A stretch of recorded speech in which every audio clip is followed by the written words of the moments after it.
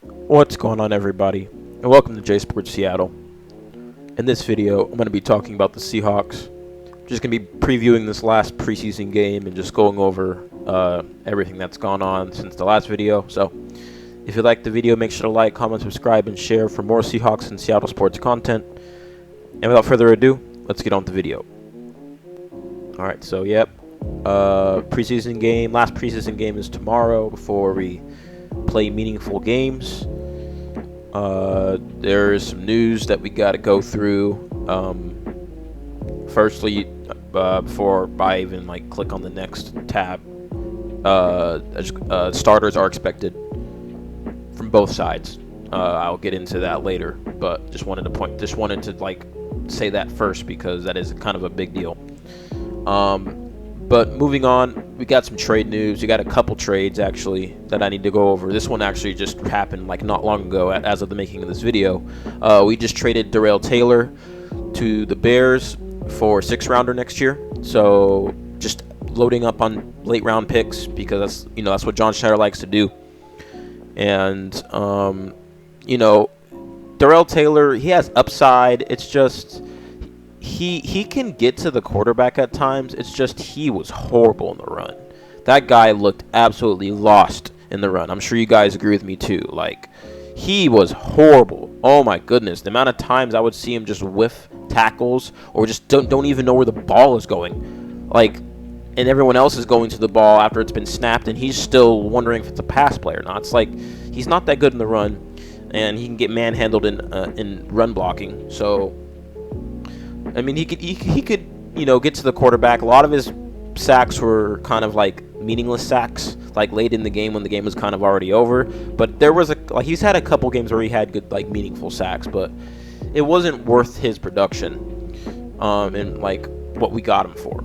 So moving on, that caps off the entire 2020 draft class. So yeah, I don't know why it says 2021 here, but that's weird. But yeah, so that means no one in this draft got to see a second contract in Seattle. Oh, that's why, because I forgot he missed his first season. But anyway, yeah. So Jordan Brooks, he signed a deal with Miami. Damian Lewis is on the Panthers. Parkinson, he is in LA. DJ Dallas is on the Cardinals. I don't know where this guy is. And I didn't even know we had this guy. So, yeah. Probably one of the worst, not want to say one of the worst, but one of the, not the worser, the lesser draft classes that we've had in the past recent years. 2019 was okay because DK was in it. 2018, I don't know, but our drafting has been up and down ever since 2010, 2011, 2012. But hopefully these drafts last year and this year, and maybe even the 2022 draft, can hold some key players that can perform and do well and help take us to the next level. But yeah, that is huge right there. No one from that class is no longer on the team. Never got to see a second contract. But moving on to the second trade, this was this was yesterday. So we traded Mike Jack to the Panthers for rookie Michael Barrett. Now, Michael Barrett, him and Mike McDonald have ties.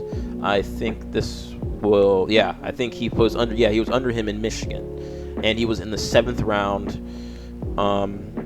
Let's see. Yeah, so there are obviously some intriguing connections between Seahawks head coach Mike McDonald and Barrett. McDonald was Barrett's defensive coordinator at Michigan in 2021, so he was on the same team that Mike Morris is on. So he not only is he reuniting with Mike McDonald, he's reuniting with Mike Morris. So there's all the three Mikes are getting together in Seattle, which is nice.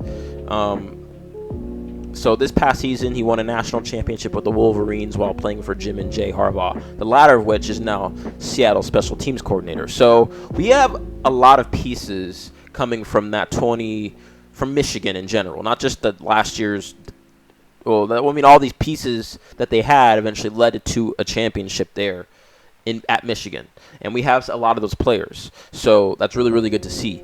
And he's just more interior linebacker depth because we've had injuries. But Jerome Baker is back at practice, albeit he's been limited. I'll get into some of that here.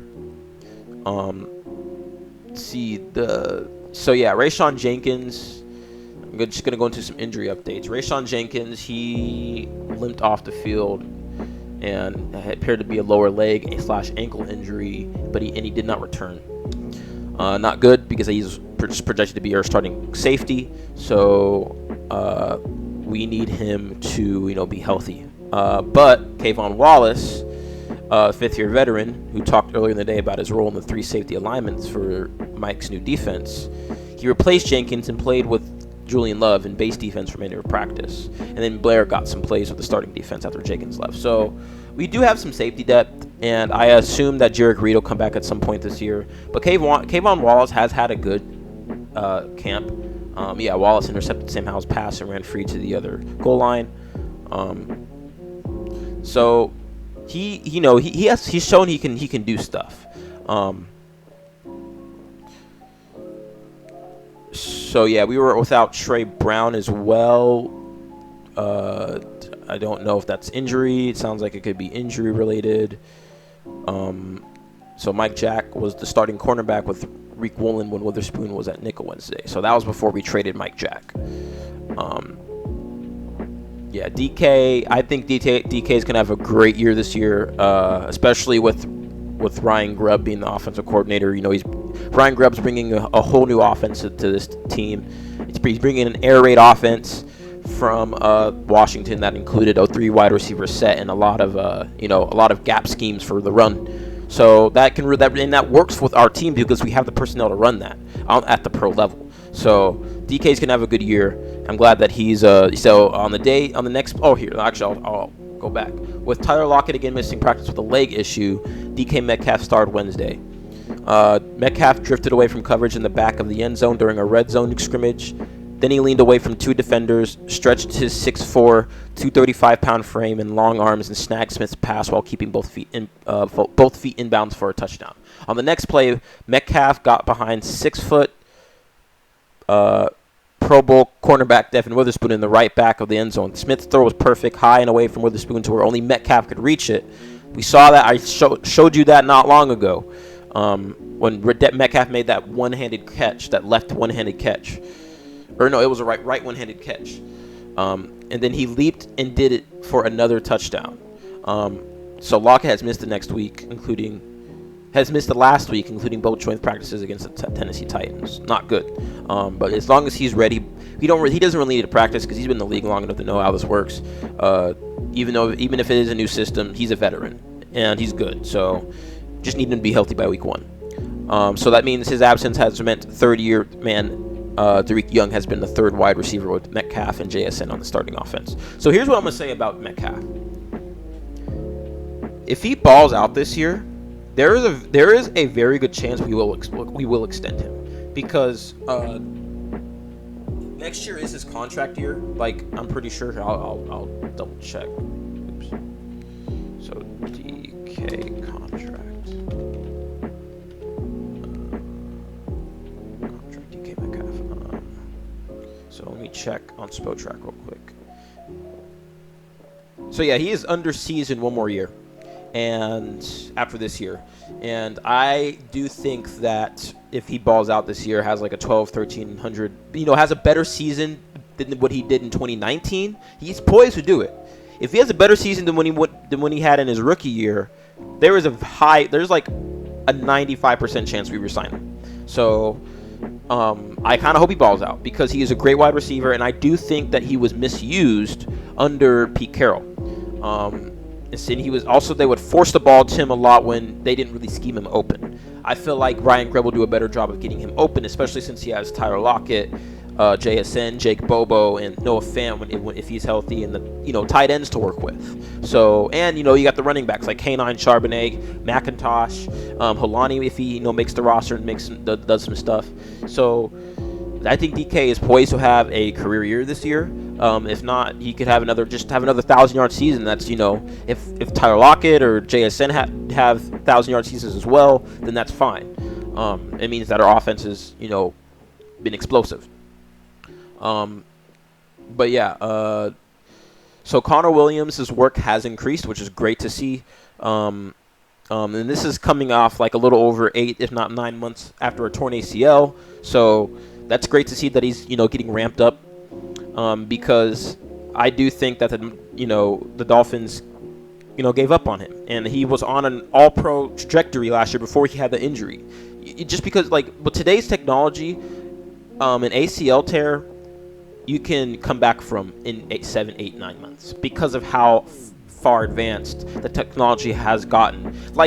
10, 15 years ago, if you tore your ACL, your career was basically over. But now that the medical technology has improved and it has advanced, a lot of people can come back from these, especially big men, in less than a year. At first when they started doing the ACL injuries, it was like a year and a half, missing the entire season, part of the next season.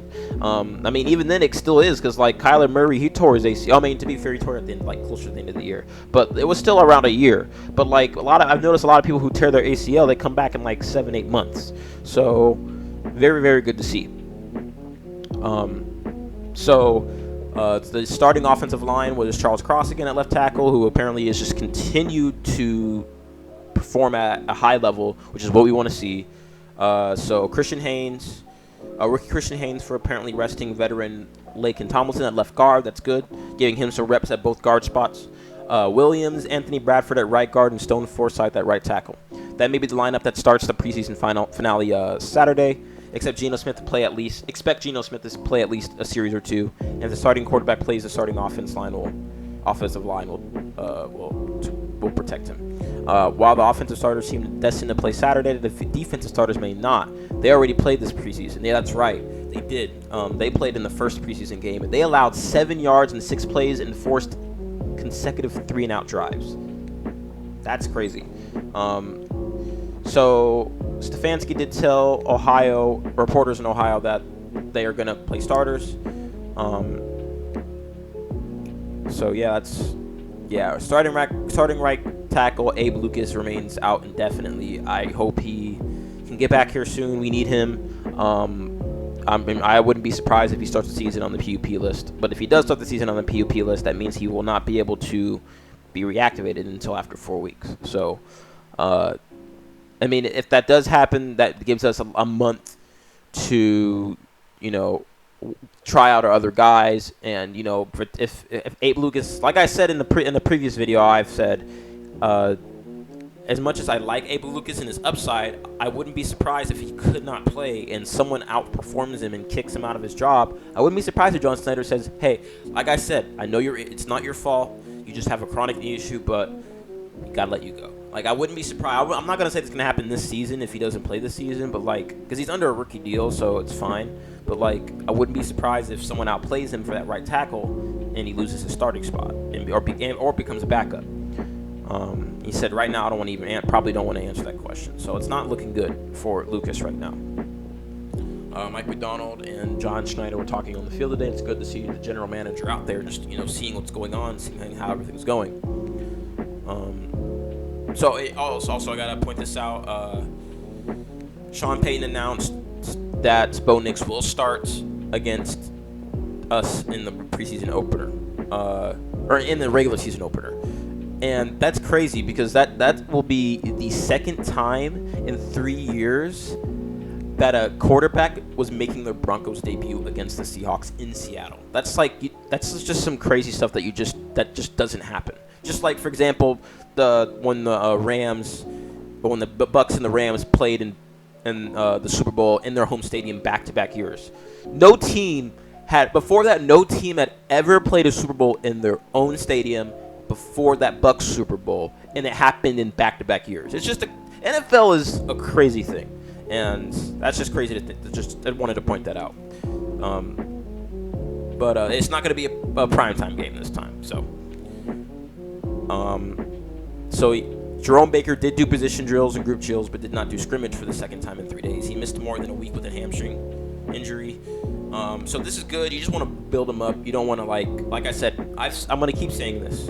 Hamstring injuries are no joke. You do not want to mess with those. You aggravate those, and you could set yourself back weeks or months. So please. And I'm glad that they're taking their time with it. So, but that means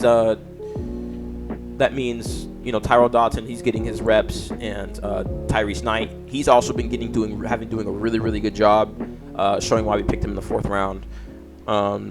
Tyrell Dodson, he's having a good camp. He intercepted Smith, so but to be fair, it did go off JSN's hands. And then Noah Fant, who it says undetermined issue, but I saw it might have been like a leg or foot injury, and Pharaoh Brown foot still out. And then Brady Russell continues as a #1 tight end, and then undrafted rookie tight end Jack Westover from UW also remained out with a hamstring. Just hamstrings, man. But Geno is going to be part of the starters that are going to play on the offense, and that's, obviously you want to have a win, but it's preseason. No one cares. No one cares. The Lions went 4-0 in preseason one year and then went 0-16.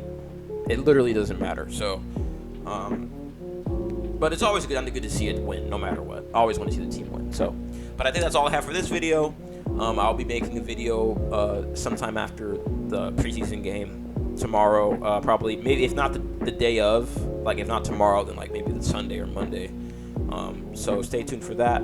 I'll probably make another Mariners video later down the line. I'll just see how the rest of the season plays out. So just see how that goes. So stay tuned for that as well. And if you like the video, make sure to like, comment, subscribe, and share for more Seahawks and Seattle sports content. Thank you for stopping by. Have a good day. And go Hawks, go Mariners, and go Kraken.